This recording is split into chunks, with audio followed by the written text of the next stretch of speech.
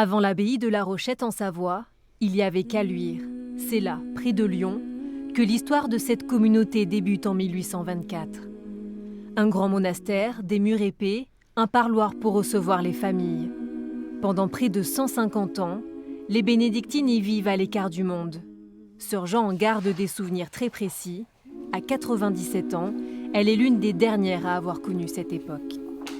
Nous avions plusieurs ateliers, un atelier de céramique qui fonctionnait bien, il y avait des sœurs qui ont fait les beaux-arts, un atelier de couture aussi.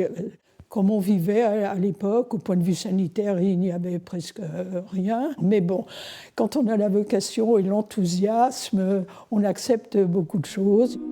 Les sœurs travaillent pour faire vivre la communauté. À l'époque, la vie religieuse attire de nombreuses femmes.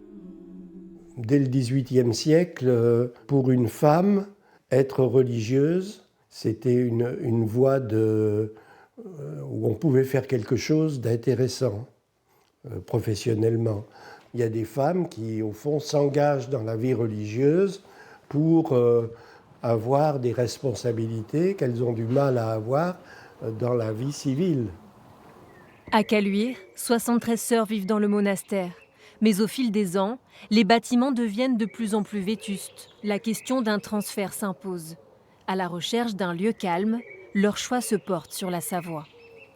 Elles ont trouvé ce château qu'elles ont acheté en 1967. Donc c'était le château de Beauregard. L'architecte, il a vécu un petit moment avec la communauté pour pouvoir s'imprégner de l'esprit de la communauté. Et il s'était aperçu que dans la règle de Saint-Benoît, l'accueil était très important. Donc si on regarde les bâtiments en vue aérienne, ça fait comme deux bras ouverts. Il y a le bras du bâtiment des Sœurs et puis il y a le bras qui est constitué par l'église et l'hôtellerie.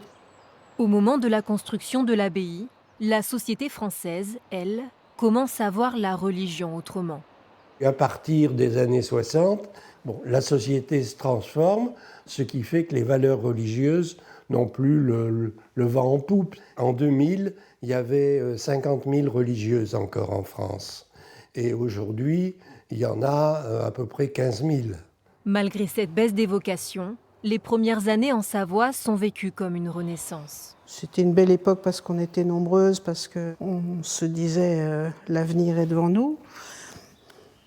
Ça ne veut pas dire que maintenant, ce n'est pas une belle époque. C'est différent. Un demi-siècle plus tard, la situation est tout autre. En 2016, l'abbaye comptait encore 19 religieuses. Aujourd'hui, elles ne sont plus que 7. Je le vis personnellement sereinement, tout en me disant combien de temps encore on va tenir, quoi. Mais en même temps, il ne faut pas le vivre comme en se disant la communauté, c'est fichu, on est foutu. La vie de travail est importante, mais c'est d'abord essentiellement une vie de prière. Et ça, on peut continuer à la mener, même si on est moins nombreuses. Moins nombreuses qu'autrefois, les sœurs continuent de faire vivre l'abbaye, et aussi longtemps qu'elles le pourront, de faire vivre leur foi.